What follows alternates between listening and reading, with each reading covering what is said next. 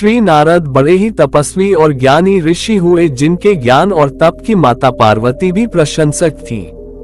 तब ही एक दिन माता पार्वती श्री शिव से नारद मुनि के ज्ञान की तारीफ करने लगी।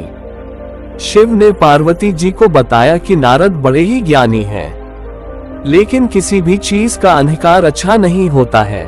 एक बार नारद को इसी अहंकार घमंड के कारण बंदर बनना पड़ा था। ये सुनकर माता पार्वती को बहुत आश्चर्य हुआ। उन्होंने श्री शिव भगवान से पूरा कारण जानना चाहा।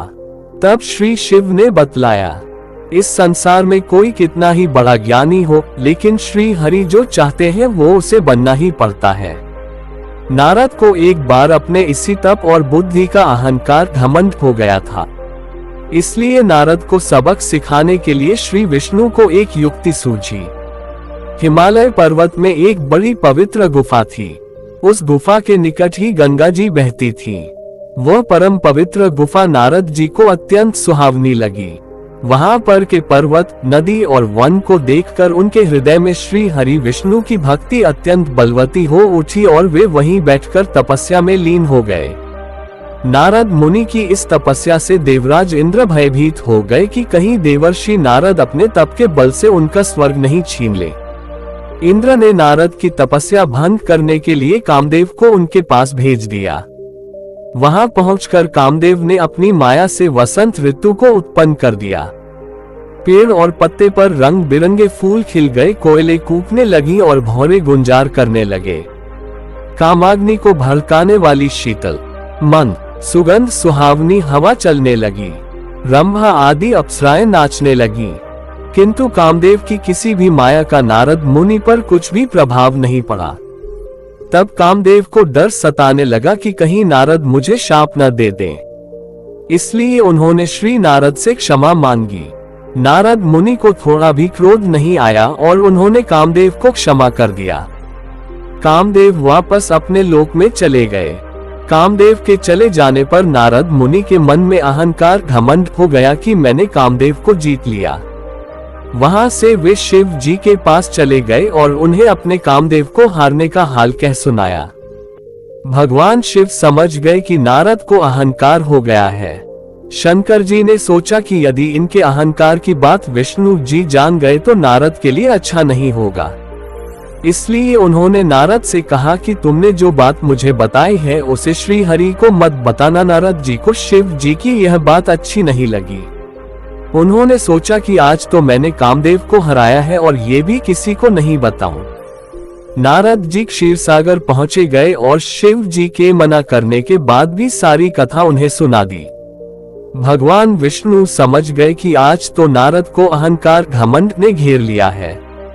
अपने भक्त के अहंकार को वे सह नहीं पाते, इसलिए उन्होंने अपने मन में सोचा कि मैं ऐसा उपाय करूंगा कि नारद का घमंड भी दूर हो जाए और मेरी लीला भी चलती रहे। नारद जी जब श्री विष्णु से विदा होकर चले तो उनका अभिमान और भी बढ़ गया। इधर श्री हरि ने अपनी माया से नारद जी के रास्ते में एक बड़े ही सुंदर नगर को बना दिया। उस नगर में शीलनिधि नाम का वैभवशाली राजा रहता था। उस राजा की विश्व मोहिनी नाम की बहुत ही सुंदर बेटी थी, जिसके रूप को देखकर लक्ष्मी भी मोहित हो जाए। विश्व मोहिनी स्वयंवर करना चाहती थी, इसलिए कई राजा उस नगर में आए हुए थे। नारद जी उस नगर के राजा के यहाँ पहुँचे तो राजा ने उनका पूजन करके उन्हें आसन पर बैठाया। फिर उनसे अपनी कन्या की हस्तरेखा देखकर उसके गुण दोष बताने के लिए कहा। उस कन्या के रूप को देखकर नारद मुनि वैराग्य भूल गए और उसे देखते ही रह गए। उस कन्या की हस्तरेखा बता रही थी कि उसके साथ जो विवाह करेगा वह अमर हो जाएगा, उसे संसार में कोई भी जीत नहीं सकेगा और संसार के समस्त जीव उसकी सेवा करेंगे। ये बात नारद मुनि ने राजा को नहीं बताई और राजा को उन्होंने अपनी ओर से बनाकर कुछ और अच्छी बातें कह दी। अब नारद जी ने सोचा कि कुछ ऐसा उपाय करना चाहिए कि यह कन्या मुझसे ही विवाह करे। ऐसा सोचकर नारद जी ने श्री हरि को याद किया और भगवान विष्णु उनके सामने प्रकट हो गए। नारद जी ने उन्हें सारी बात बताई और कहने लगे, हे नाथ, आप मुझे अपना सुंदर रूप दे दो ताकि मैं उस कन्या से विवाह कर सकूं। भगवान हरि ने कहा, हे नारद, हम वही करेंगे जिसमें तुम्हारी भलाई हो। ये सारी विष्णु जी की ही माया थी। विष्णु जी ने अपनी माया से नारद जी को बंदर का रूप दे दिया। नारद जी को ये बात समझ में नहीं आई। वो समझे कि मैं बहुत सुंदर लग रहा हूँ। वहां पर छिपे हुए शिव जी के दो गणों ने भी इस घटना को देख लिया। ऋषिराज नारद तत्काल विश्व मोहिनी के स्वयंवर में पहुंच गए और साथ ही शिव जी के वे दोनों गण भी ब्राह्मण का रूप बनाकर वहां पहुंच गए। वे दोनों गण नारद जी को सुनाकर कहने लगे कि भगवान ने इन्हें इतना सुंदर रूप दिया है कि राजकुमारी सिर्फ इन पर ही रीझेगी। उनकी बातों से नारद जी मन ही मन बहुत खुश हुए। स्वयं भगवान विष्णु भी उस स्वयंवर में एक राजा का रूप धारण कर आ गए। विश्व मोहिनी ने कुरूप नारद की तरफ देखा भी नहीं और राजा रूपी विष्णु के गले में वरमाला डाल दी। मोह के कारण नारद मुनि की बुद्धि नष्ट हो गई थी। राजकुमारी द्वारा अन्य राजा को वरमाला डालते देख वे परेशान हो उठे। उसी समय शिव जी के गणों ने ताना कसते हुए नारद जी से कहा, जरा दर्पण में अपना मुंह तो देखिए। मुनि ने जल में झांक कर अपना मुंह देखा और अपनी कुरूपता देखकर गुस्सा हो उठे। गुस्से में आकर उन्होंने शिव जी के उन दोनों गणों को राक्षस हो जाने का शाप दे दिया। उन दोनों को शाप देने के बाद जब मुनि ने एक बार फिर से जल में अपना मुंह देखा तो उन्हें अपना असली रूप फिर से मिल चुका था। नारद जी को अपना असली रूप वापस मिल गया था, लेकिन भगवान विष्णु पर उन्हें बहुत गुस्सा आ रहा था, क्योंकि विष्णु के कारण ही उनकी बहुत ही हंसी हुई थी। वे उसी समय विष्णु जी से मिलने के लिए चल पड़े।